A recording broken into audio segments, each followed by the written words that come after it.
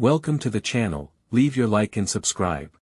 So the first transfer window of the summer is over, but there's much more still to come, and we can discuss this in more depth now with the football finance expert, Kieran Maguire. Kieran, great to talk to you. A really interesting time to talk to you as well, isn't it? Let's start by talking about Manchester United, shall we? Because they've signed Matheus Cunha already this summer.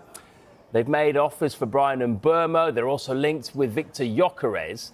A lot of people will be asking, how can they afford to spend so much despite not having European football, and Sir Jim Ratcliffe saying that they're in debt? Remember that when a club signs a player, the cost is actually spread over the life of the contract. So in the case of Matheus Cunha, it's £1 million a month. So it's not £60 million that's going out of the PSR calculation. We also need to remember that this is Manchester United, so sponsors still want to be associated with them. Fans will still flock to Old Trafford. And I think they will be anticipating a better season in the Premier League next season. And I think the third main issue is all of the focus has been on Manchester United PLC's accounts, which are registered in New York. And there we saw a loss of £131 million last year. But that is not the company which is used for PSR purposes, because you've got to be based in the UK. And it looks as if Manchester United have been using another company called Red Football, and the losses there were only £36 million. So therefore, they're £100 million better off for PSR purposes on the back of that. Manchester United's still a destination club as far as many players are concerned. Yeah, they want to play in front of Old Trafford because it's an iconic stadium, it's a fanatical fan base, and all of the positives that brings. So that can offset perhaps some of the financial issues. Right, how about Chelsea then? Another team that often gets spoken about when it comes around to transfers. They seem to be well clear of PSR requirements, despite the amount that they've spent since Todd Boehly's consortium bought the club. How is that the case? That's right. Chelsea have got the most expensive squad as far as Premier League is concerned, at around about £1.5 billion. That's at least £350 million more than anybody else has invested in players.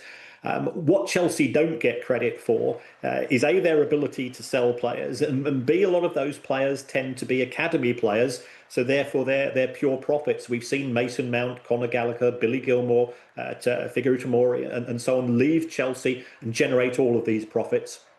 Chelsea, remember when they initially started to expand their squad under Todd Boehly, they did it on the 8 and 9 year contracts. So again, that's spreading the cost over a longer period of time before those rules were outlawed by both UEFA and the Premier League. And they got a £250 million boost at least through the sale of the women's team, the sale of the car parks and the sale of the hotel, which can go into the transfer budget. So you put all of those factors together, Chelsea are in a fantastic position from a PSR point of view. So Chelsea seem to have a bit of headroom then, Kieran, but on the flip side, Aston Villa don't seem to have that same luxury. Do you think they could be in trouble if they don't sell again? I think of the 20 Premier League clubs, Villa are the ones who we're most concerned about. Last season, when they did qualify for the Champions League, for every £100 of revenue that Aston Villa brought in, they spent £91 on wages. Those players will have had contract step-ups for qualifying for the Champions League this season. And remember, Villa have done very well in that competition, so that will be a plus. And they have sold some players as well in both last summer market and the January one. But I think there is still a perception that Villa will have to box clever. And of all of the clubs under pressure to sell players by the 30th of June, I guess they're the ones who are the club that gives the most attention because their spending in the last couple of years before getting Europe was so extensive. It's interesting, isn't it? Because Newcastle were in a similar position, weren't they, previously? They had some PSI issues last summer. They had to sell Elliot Anderson, Jan Cooper, Minter. What are they looking like at the moment? Have they got themselves back into a better position to spend now?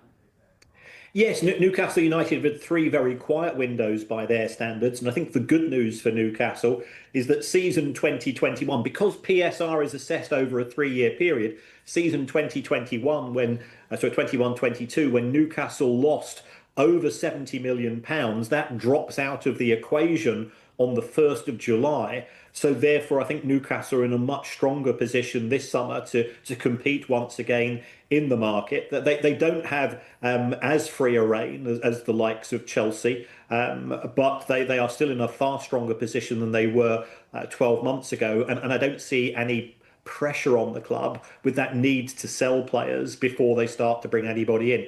It could be that there will be some player trading. They certainly have freed up some of the spots on the wage budget, but there's not that very, very significant pressure that we saw, as you rightly say, with Anderson and Minte leaving last June.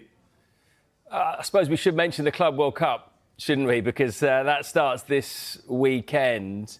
There are some serious financial incentives for clubs to do well in this, aren't there? Very much so. As far as the European clubs are concerned, effectively it's around about a $50 million entry fee that they're getting, which is far greater than the other clubs from other associations which are competing in the Club World Cup. If you win it, you're probably looking at a total of $100 million as the overall prize. And I think that's why we've seen the likes of Real Madrid, Chelsea and Manchester City all being so active before the tournament starts, because there's a huge financial incentive for them to do well, and therefore they want to have as strong a squad as possible once the competition starts, because they want to go as far as they can, because the financial rewards are so significant. And finally, Kieran, we actually had your mate Kevin Day on, your podcast partner, just a few minutes ago. Of course, we were talking about Crystal Palace and the possibility that they might not be in the Europa League. Hopefully, from their point of view, they will be in the Europa League. Do you have any thoughts on that? I mean, I know it's not necessarily transfer related, but what are your thoughts on Palace being in the Europa League or not? Well, if we take a look at what's happened when other paperwork stroke administrative errors have taken place historically, what UEFA have tended to do is to say that this is a back office issue. They'll then look to see whether the club has gained anything on the pitch as a result of those decisions. And there appears to be no evidence to suggest that that's been the case at Crystal Palace. So Barcelona, for example, were given a financial penalty. They were given a fine for their most recent breach of the PSR rules or their equivalent.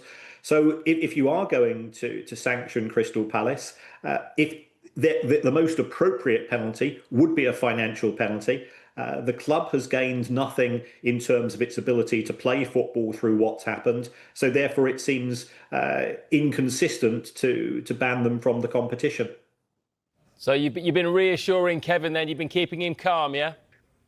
I've been doing my very best. I mean, from a legal point of view, you would say that the substance of the situation is that Palace have done nothing wrong, whereas the legal framework would suggest yes, it has. I think certainly the noises I'm getting from people I talk to in.